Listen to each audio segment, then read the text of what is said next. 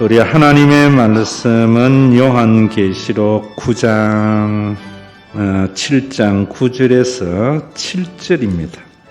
17절까지인데 이 일 후에 내가 보니 각 나라와 족속과 백성과 방언에서 아무도 능히 셀 수 없는 큰 무리가 나와 흰옷을 입고 손에 종려 가지를 들고 보좌 앞에 어린 양 앞에 서서 큰 소리로 외쳐 이르되 구원하심이 보좌에 앉으신 우리 하나님과 어린 양에게 있도다 하니 모든 천사가 보좌와 장로들과 내 생물과 주위에 서 있다가 보좌 앞에 엎드려 얼굴을 대고 하나님께 경배하여 이르되 아멘. 찬송과 영광과 지혜와 감사와 존귀와 권능과 힘이 우리 하나님께 세세토록 있을지어다. 아멘 하더라.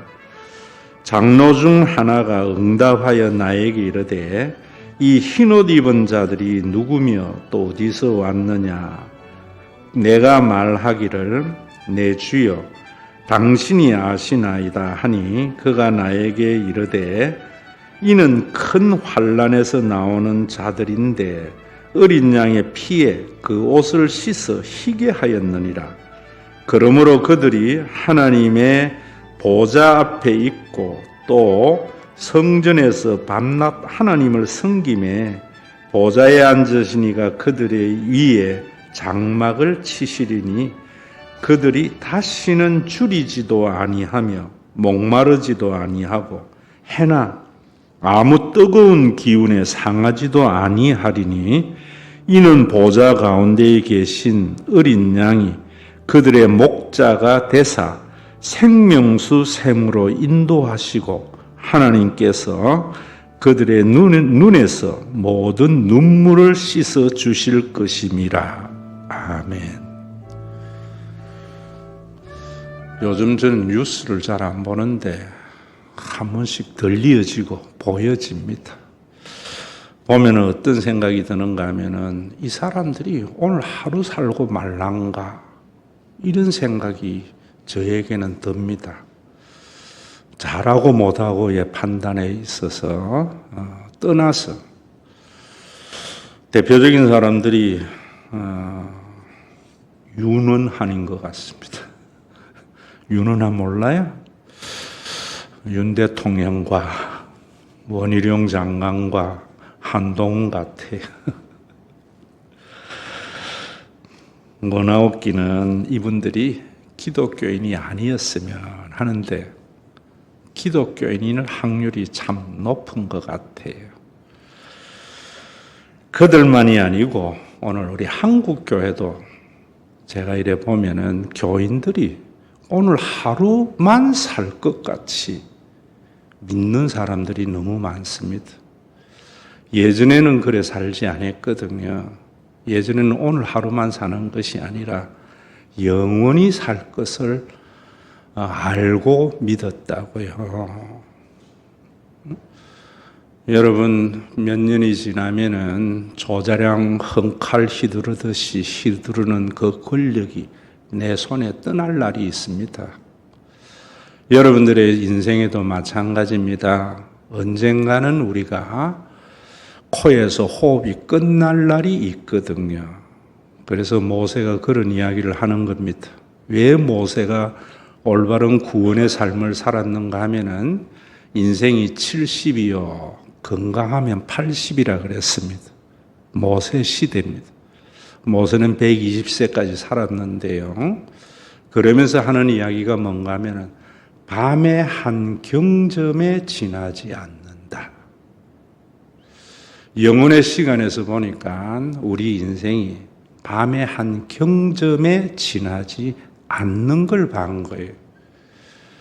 그래서 모세는 이방에 있는 사람들이나 이스라엘 백성들과는 전혀 구별된 삶을 살았던 겁니다.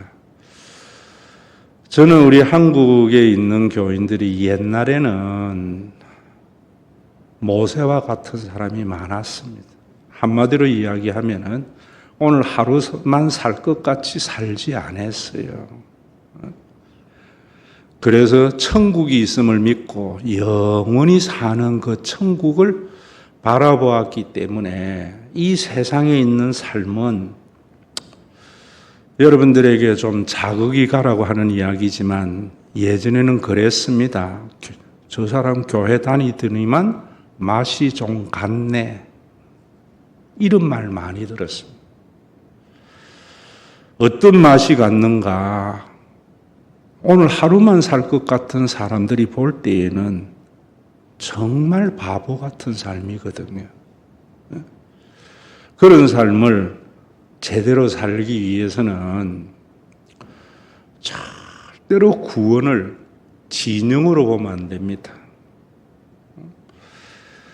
교회도 속사도 시대까지 1세기까지는 그러지 않았는데 2세기 교부 시대가 들어오면서 구원을 진영으로 생각하기를 시작했어요. 그때부터 교인들의 삶은 세상 사는 사람들이 볼 때 맛이 간 삶이 아니었어요. 원아웃기는 정말 저는 간절히 바랬습니다. 최은순 씨 같은 사람은 절대로 기독교인이 아니겠지 했어요. 그런데 보니까 명성교회 권사더라고요. 여러분, 참 우리가 그런 것들을 판단하기 전에 나는 어떻는가 한번 돌아봐야 되겠지요. 오늘 성경 본문이 그런 부분입니다. 제가 여러분들에게 말씀을 드린 대로 해람 문서입니다. 담임 목사가 지금 유배가 있습니다. 그래서 설교할 사람이 없습니다. 그래서 목사님이 편지를 보내가지고 예배를 드릴 때에 그 편지를 읽는 것입니다. 그렇다면 그 당시에 있는 교인들은 이 편지가 무슨 말인지 다 알았다고요. 우리는 그 시대의 상황을 모르니까 제가 여러분들에게 설명을 해주는 설교가 있어야 됩니다. 오늘 여기에 보면은 2일 후에 내가 보니 각 나라와 족속과 백성과 방언에서 아무도 능히 셀 수 없는 큰 무리가 나왔다 이러는데 이게 무슨 말인지 여러분들은 모르잖아요. 당시에 있는 교인들은 구약을 잘 알았습니다.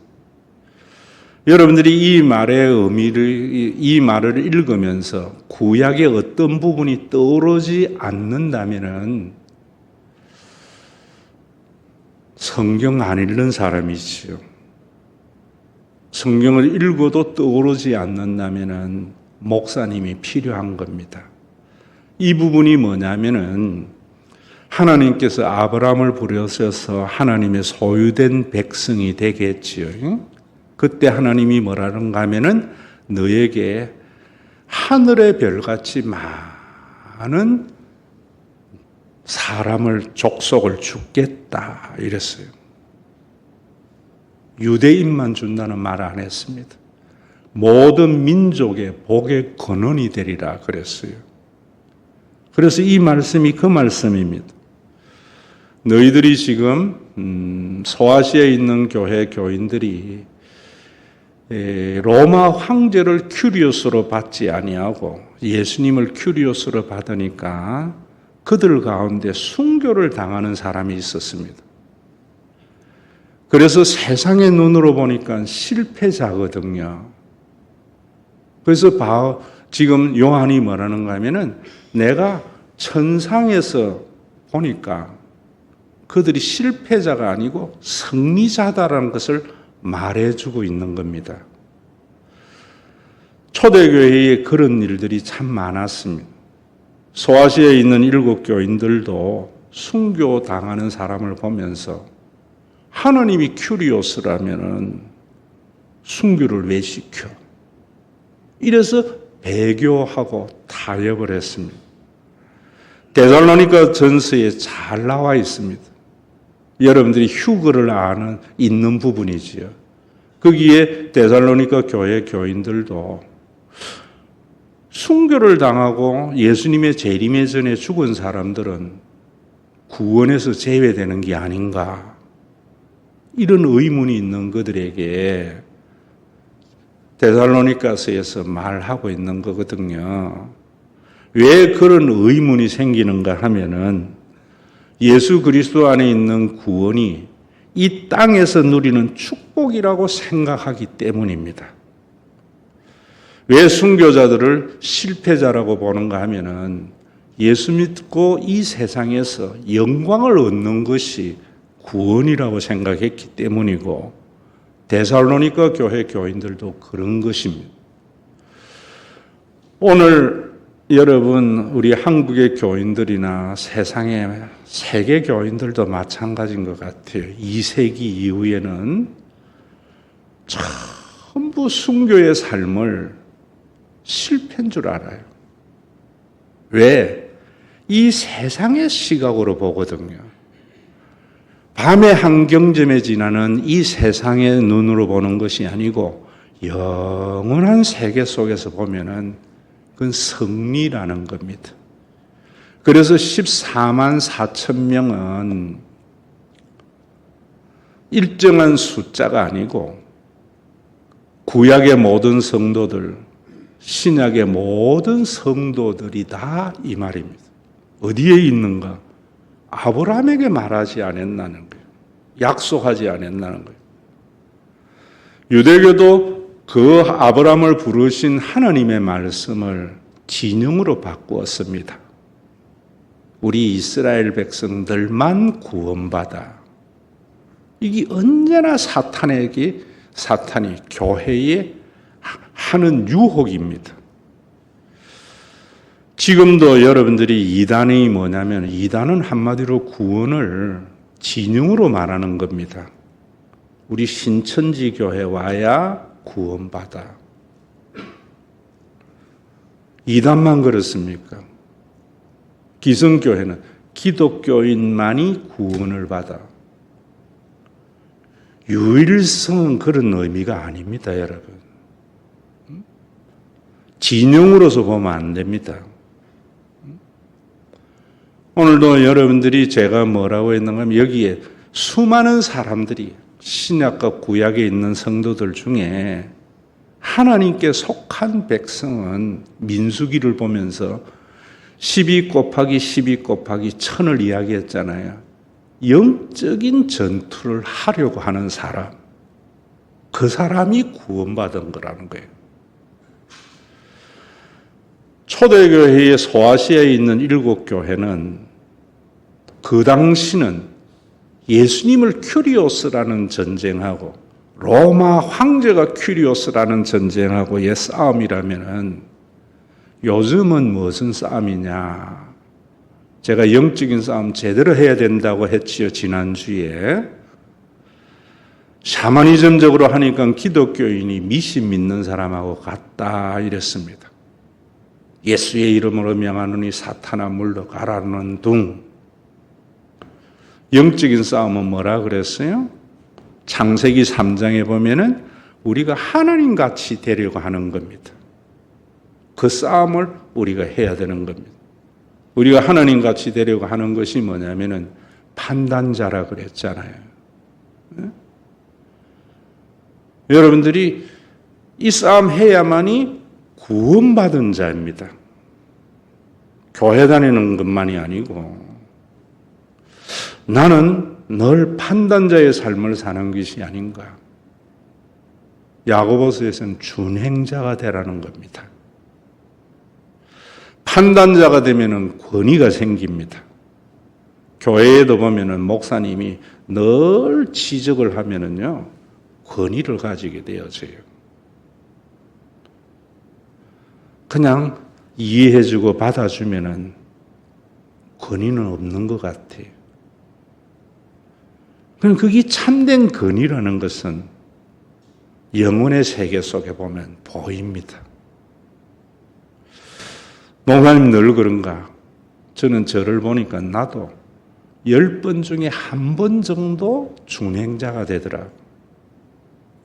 그래서 생각할 때 우리 교인들은 100번 중에 한 번 아니겠나.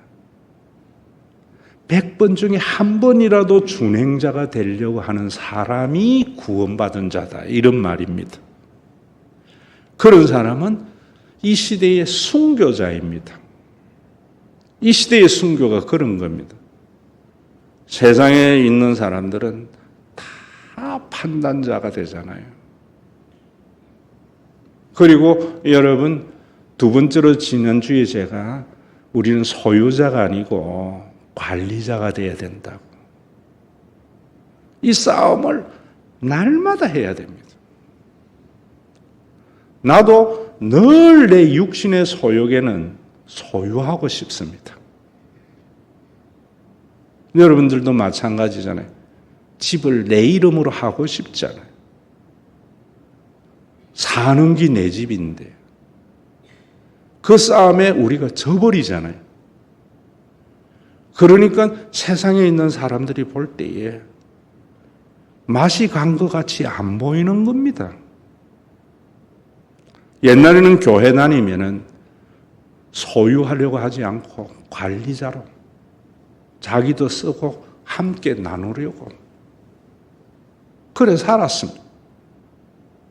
이 삶 속이 얼마나 풍성하고 좋은가 하는 것을 아셔야 됩니다. 근데 그건 순교입니다. 이 시대에. 그래 살면은 못 살 것 같아요. 근데 우리 교회 여러분 보세요. 이번에도 이제 대명콘도 함께 나누니까 얼마나 좋아요. 저런 게 몇 개 있다면은 얼마나 풍성한 삶을 삽니까? 저도 우리 교회 교인 중에 노블레스 가지고 있는 사람도 아는데 절대로 안 내놔요.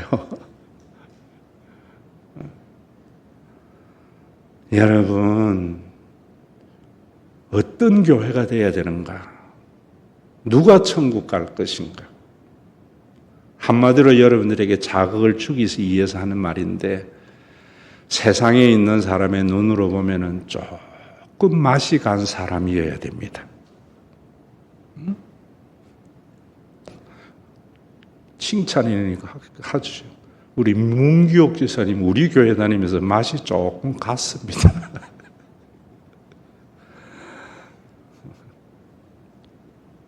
동백에서 싸웠던 어떤 여집사가 교회 와보이 우리 교회 교인이래요. 그게 초창기 문기옥 집사였습니다.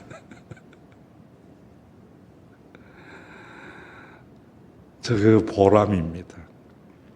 여러분들이 날마다 그래 못 살더라도 그걸 의식은 하고 살아야 됩니다.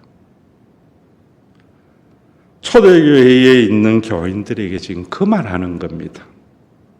구약에 있는 성도나 신약에 있는 성도나 이런 영적인 싸움을 하려고 하는 순교자가 실패자가 아니고 승리자라는 거예요.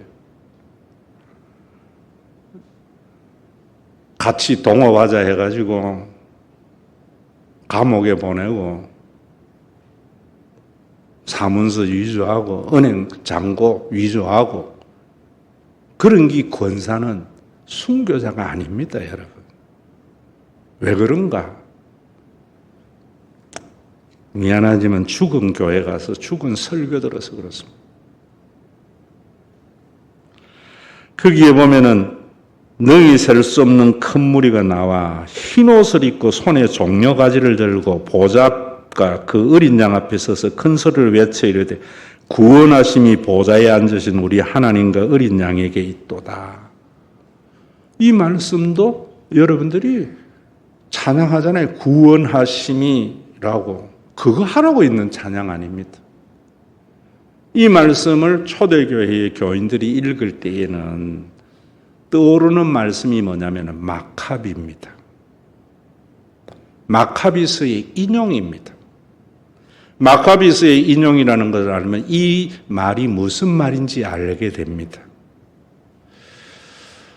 여러분들이 성경을 볼 때에 우리는 66권이라 하잖아요. 이 정경의 채택이 이때 당시에는 AD 90년에는 얌리아 해에서 구약 성경 39권만 정경이었어요. 이 구약 성경에 정경 외에 외경도 많이 있습니다. 외경은 채택하기는 좀 그런데 뭔가 좀 미진한 부분입니다. 신약 성경은 AD 392년 카르타고 회의에서 27권이 정경으로 채택이 됐습니다. 250여 권이나 되는 위경들, 가짜 성경이 많이 돌아다녔어요. 여러분들이 주로 김용옥이가 인용하는 것이 뭐냐면 위경을 인용합니다. 도마복음 같은 게 위경입니다. 가짜 복음입니다. 거기에 교인들이 한호해가지고 순교자의 삶을 살지 못하고 교회를 비판하는 걸 보면은 참 답답할 때가 많습니다. 알고 믿어야 됩니다. 오늘 이 마카비스, 이 요한계시록에도 마카비스를 좀 인용하는 것은 외경이기 때문에 그것에 의하면 무슨 말이냐면 이런 말입니다.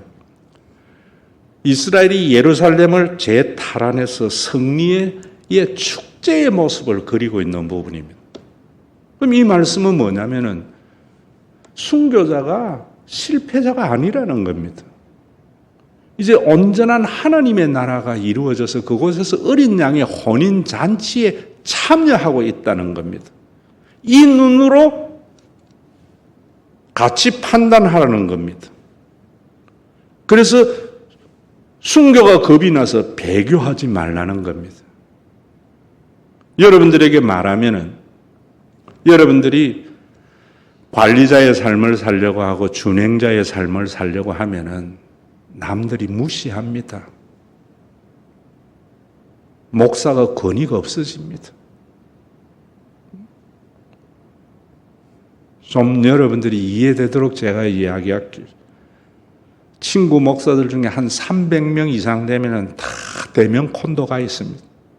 근데 지만 써요. 실패자죠.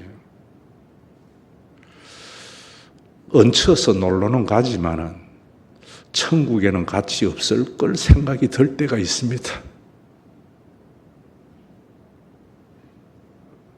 이 말씀이 여러분, 어린 양의 혼인잔치에 누가 참석하는가? 제대로 된 영적인 전쟁. 요즘은 교회 다니면 더 똑똑해집니다. 세상 사는 사람들이 볼 때에 자기보다 훨씬 더 똑똑한 것 같으니까 교회 욕하고 교인 욕하는 겁니다. 왜? 양자 물리학을 제가 작년에 참 공부만 했는데 요즘 또 새로 좀 하는데 죽은 입자가 되기 때문입니다. 파동이 없기 때문입니다. 오늘도 여러분 여기에 이 말씀이 마카비스의 예루살렘을 재탈환하고 승리의 축제의 모습을 그들에게 말하면서 지금 순교자들이 실패자가 아니다. 저 천상에서는 어린 양의 혼인잔치에 축제에 참여하는 긴데 뭐 그렇게 죽는 걸 두려워해? 죽음에 대한 것도요. 양자 물리학을 공부해 보면은 여러분들이 생각하는 죽음하고는 완전히 다른 부분입니다. 제가 설교 때 여러분들에게 말하는 부분입니다. 그래서 여러분들이 2022년 9월 21일 수요 강좌를 꼭 들어보세요. 여러분들이 안 들을 것 같아서 제가 양 장로님 보고 녹취하라 해가지고 제가 다시 가다듬었어요. 그래서 이수정 전도사에게 줘서 여러분들이 메일로 받든지 받아서 한번 읽어보세요. 얼마나 신비한지 몰라요. 과학이 발달하면은요, 진짜로 과학을 연구하면 철학자 됩니다. 그래서 고대에도 보면은 철학자들이 대부분 과학자였죠. 철학을 진짜로 공부하면 신학자 됩니다. 왜? 과학을 공부하다가 철학으로 넘어가지 않으면 이해되지 않는 부분이 나옵니다. 철학을 공부하다가 깊이 해보면 이해되지 않는 부분은 신학으로 와야 됩니다. 요즘 왜 목사님네들의 설교가 인문학자보다 못한가? 옛날에는요, 설교자가 되려면 첫째는 자연과학 공부해야 됩니다. 그리고 인문학을 공부합니다. 그리고 철학을 공부합니다. 그리고 신학이 최종입니다. 양자 물리학만 해도 그렇습니다. 아인슈타인 같은 이도 이해를 못했거든요. 안 받아들였거든요. 그 천재가. 그래서 슈레딩거 고양이라는 말이 나오는 겁니다. 우리 중학교 때 고전 물리학 쉽잖아요. 힘이라는 것은 질량 곱하기 가속도인데요. 이건 입자에게만 통하는 거거든요. 입자를 아주 쪼개고 해서 원자 밑으로 내려가면 원자 핵과 전자가 나오는데 거기에는 그 뉴턴의 고전 물리학이 통하지 않습니다. 고전 물리학에 함몰되어져 있는 아인슈타인은 그럴 리가 없다. 신앙의 세계라는 것은요, 잘 들으세요. 여러분들이 이 신앙의 세계라는 것은 뭐냐면 이런 거예요.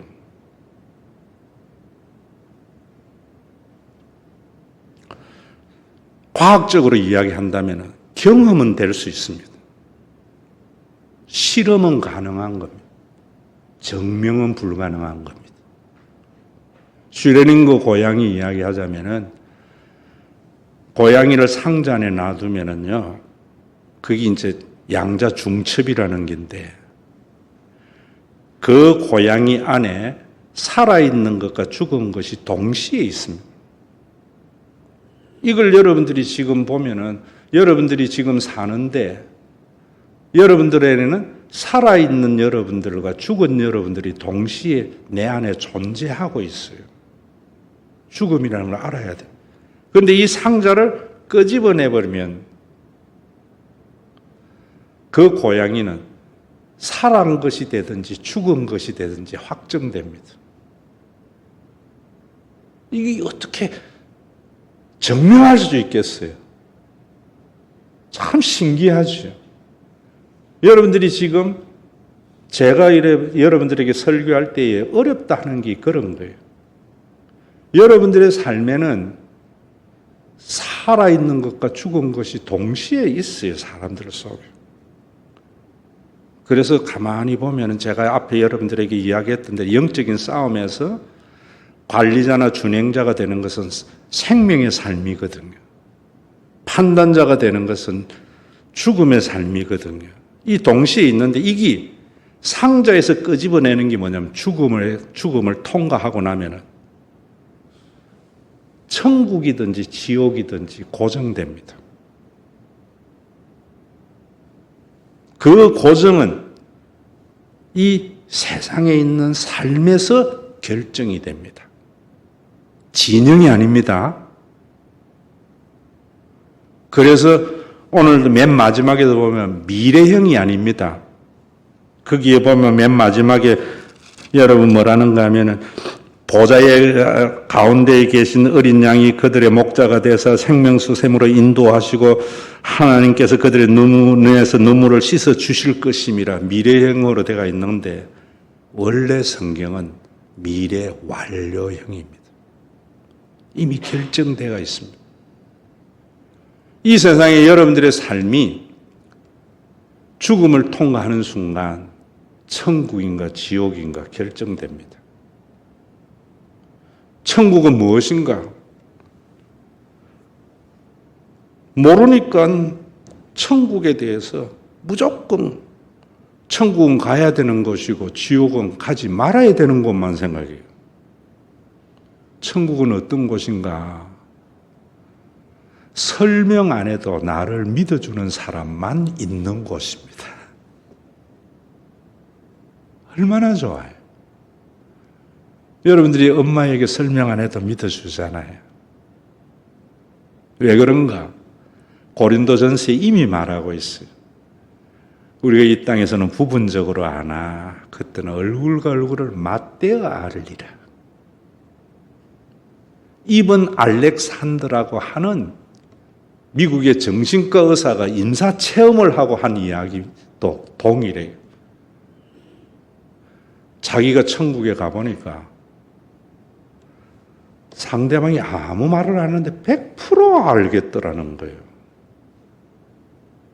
저는 우리 교회에서 여러분들에게 그 천국을 맛보도록 지금 그런 이야기 하는 거, 저도 처음에는 그래 안 했습니다. 교인 불러가지고 설명하고 왜 그랬느냐고 내가 이런 조언 얻은, 절대로 사람은 이해 안 하더라고요. 그래서 목회하면서 대학교에 가면서는 저는 설명 안 합니다. 지금도 설명 안 합니다. 여러분들이 나에게 자신의 행위에 대해서 설명을 안 해줘도 받아주고 믿어주는 목사가 좋지요. 천국은 그런 곳이 있어요. 천국에 가면은 사도행전에 있는 대로 누구도 자기의 것을 자기의 것이라 여기지 않습니다. 누구나 쓸 수 있게 됩니다. 저는 그 천국 가고 싶습니다. 우리 교회 그렇잖아요. 교회 차 누구도 자기의 것이라 하지 않고 다 쓰게 하잖아요. 이런 걸 아니까 이런 목회를 하는 겁니다. 그게 양자역학에서 파동의 목회다. 저는 그래 봅니다. 여러분들이 이런 말씀을 참 제가 자꾸 몇 번 들으라 하고 알바트로스 비행도 몇 번 읽으라 하는 것이, 작년에 제가 양자역학을 공부를 하는데 무슨 말인지 전혀 모르겠어요. 책은 읽을 엄두도 안 냈고요. 유튜브 강의를 듣는데, 그런데 거기 앉아있는 학생들은 고개를 끄덕이고 있더라고. 그래서 내가 쟤들보다 머리가 나쁘나, 쟤들보다 인생을 덜 살았나, 차이가 뭘까 해보니까 거기 있는 아이들은 물리학도였을 거예요. 양자역학에 대한 예비적 지식이 있으니까 교수의 말이 끄덕여지는데, 저는 문외한이니까 무슨 소리인 줄 모르겠어요. 여러분들이 성경의 예비적 지식이라든지 한국 교회의 옛날의 교회사의 역사라든지 이런 예비적 지식이 없으니까 지금 목사님이 설교하는 게 뭔지 모르고 있는데, 예비 지식이 있는 사람은 들리어지지요. 목사님들도 마찬가지라고 저는 봐요. 그래서 이번에 제가 다시 물리학 그 양자역학 공부하는데 훨씬 더 많이 들리어지면서 많은 인사이트를 얻겠더라고요. 영적으로도. 그걸 목회에 지금 제가 반영을 하고 있는 겁니다. 오늘도 여기에 보면은 흰옷을 입고 하는 이런 부분에서도 흰옷을 입었다고 14절에도 이야기하고 있는데, 흰옷을 입은 것을 윤리적인 흰옷이라 보면 안 됩니다. 그래서 교회에서는 착한 일을 해야 돼요. 좋은 일을 많이 해야 돼요. 천국에 가서 흰옷을 입은 사람은 그런 의미가 아닙니다. 제의적 성결도 아닙니다. 샘물과 같은 보혈은 나를 정하게 한다. 예수의 보혈의 피로 정함을 입은 자만 간다. 진영으로 가는 겁니다.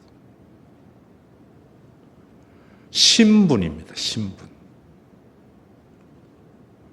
예수님의 보혈의 피에서 내 신분이 변화돼야 돼요. 그 신분이 변화되면은 어떤 일이 일어나는가? 오늘 살 것 같이 살지 않습니다. 영혼에 속한 자거든요. 그래서 순교자를 실패자로 보지 않고 승리자로 보는 겁니다. 죽음이 겁나지 않는 겁니다. 슈레딩거의 고양이와 같이 상자에서 꺼내는 순간 이 상자 안에 있는 그 양자의 중첩이 원자핵에 의해서 죽은 고양이는 죽은 대로 가고 살아있는 것은 산모습으로 나타납니다. 여러분들이 지금은 똑같이 우리 몸도 다 파동으로 이루어져 있거든요. 우리 안에 삶과 죽음이 있습니다. 그런데 죽음을 통과하는 순간 우리는 살아있는 완전한 존재가 되든지 죽은 존재, 지옥은 어떤 곳인가? 아무도 나를 조금 더 이해 안 해주는 사람. 사람들 중에 그런 거 있잖아요. 무슨 설명을 해도 절대로 이해하려고 하지 않는 것. 원씨가 그렇더라고요. 저 사람하고 내가 이야기하다가는 난 죽겠더라고. 목회하다 보면 그런 사람이 있습니다. 그런 사람하고 영원히 함께 있어야 되는 겁니다. 조금도 자기의 것을 손해보지 않고 나누려고 하지 않고 자기 혼자만 움켜쥐는 사람만이 있습니다. 죽을 맛이죠. 그게 지옥입니다. 교회에서도 목사님들이 콘도 가지고도 써도 안 하고 다 써도 못 하면서 자기만 가지고 있습니다. 그래서 연말에 몇 방 남았나 이러면 막 10방 남았다는데 왜 그래 있나 이러면 교인들 좀 주지 하면 버릇 나빠진대.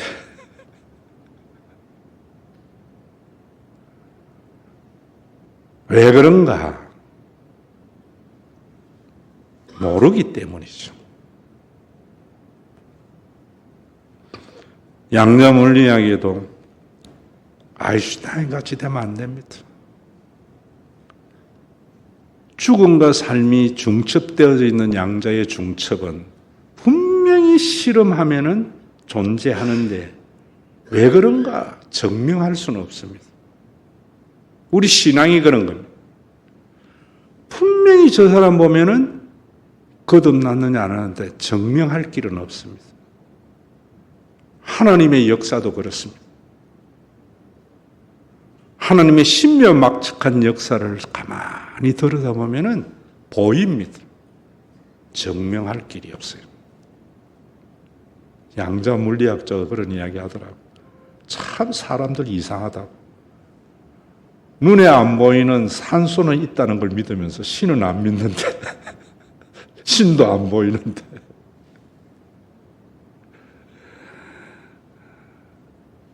여러분은 제 설교를 믿으세요. 어떻게 믿어야 되는가?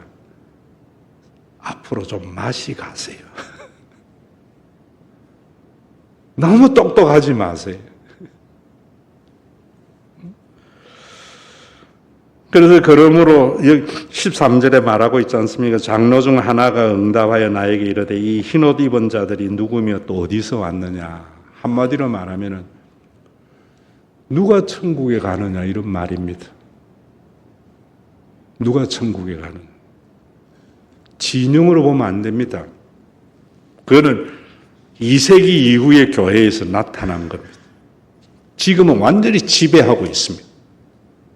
그 유대교입니다. 분명히 하나님께서는 아브라함을 부를 때 모든 민족의 조상이 된다 했습니다. 유대교는 유대인의 조상으로만 봅니다. 진영으로 갈라놓습니다. 이단만이 진영이 아닙니다. 기독교인들도 그런 게 너무 많습니다. 유일한 구원이라는 것이 뭔지, 유일한 구원은요, 올바른 영적 싸움하는 사람입니다. 민족의 구분이 없는 사람입니다. 이 싸움을 하는 사람만이 흰옷을 입은 자라는 말입니다. 그래서 여러분들에게 제가 윤리적 성결도 아니다, 제의적 성결도 아니다 이러는데 무슨 말인지 모르지. 신분의 변화다, 흰옷은. 신분 변화된다고 해서 바로 사라지는 거 아닙니다. 또 하나님의 나라에 대해서 이번 주 수요일 날 중요한 강의합니다. 시민권에 대해서. 아는 만큼 보입니다.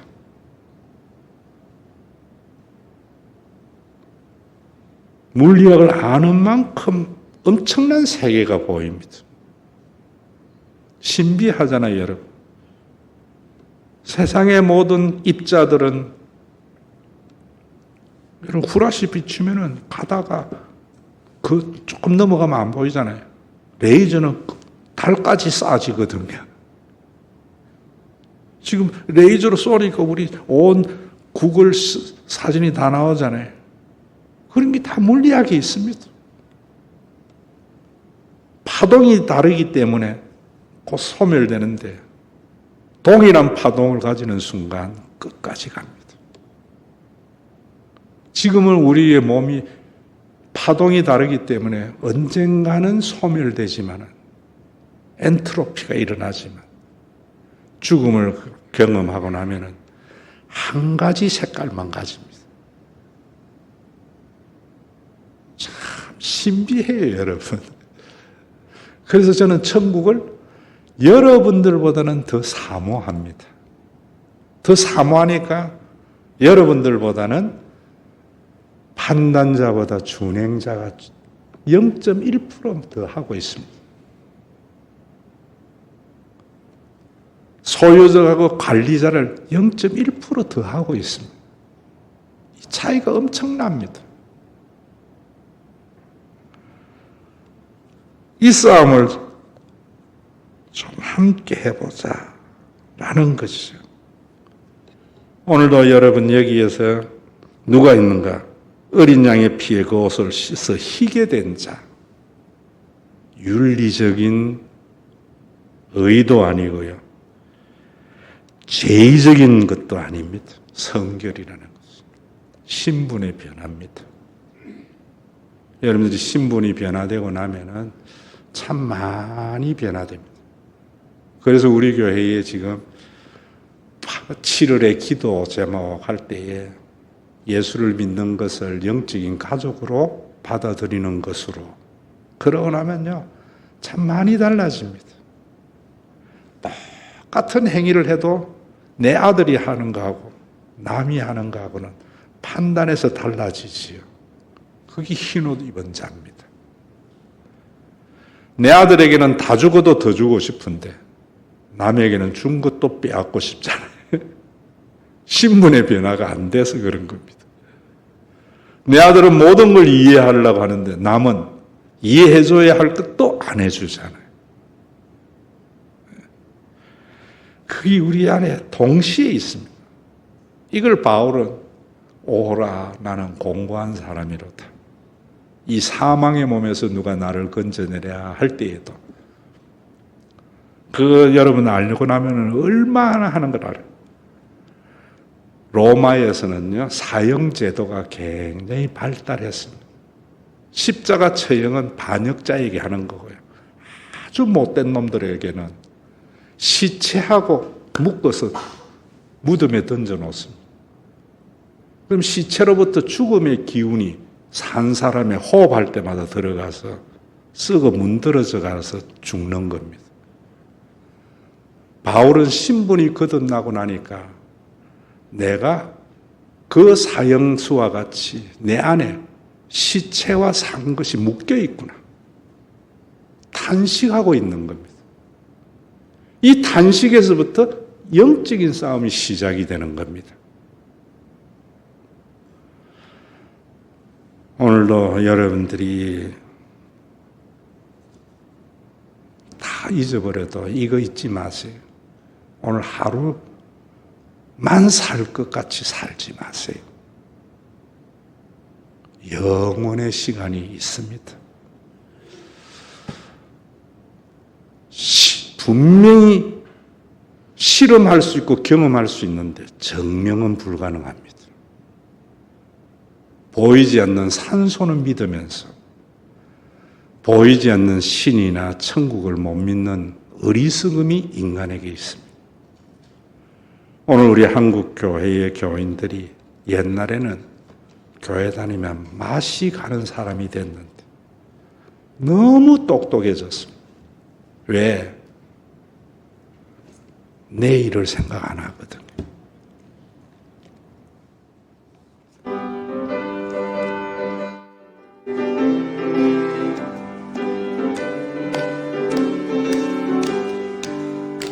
하나님의 나팔 소리 천지 진동할 때에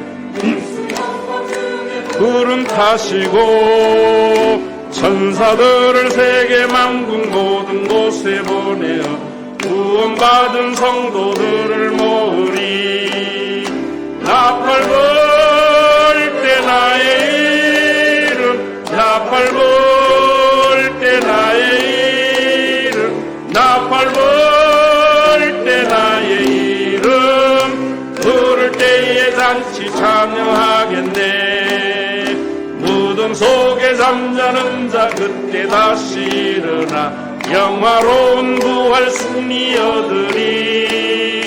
주가 택한 모든 성도 구름 타고 올라가 공중에서 주의 얼굴 배우리. 나팔 불 때 나의 이름, 나팔 불 때 나의 이름, 나팔 불 때 나의 이름, 부를 때에 잔치 참여하겠네. 주님 다시 오실 날을 우리 알 수 없으니 항상 기도하고 깨어 있어서 기쁨으로 보좌 앞에 우리 나가서도록 그때까지 참고 기다리겠네. 나팔 불 때 나의 이름, 나팔 불 때 나의 이름, 나팔 불 때 나의 이름, 부를 때에 잔치 참여하겠네.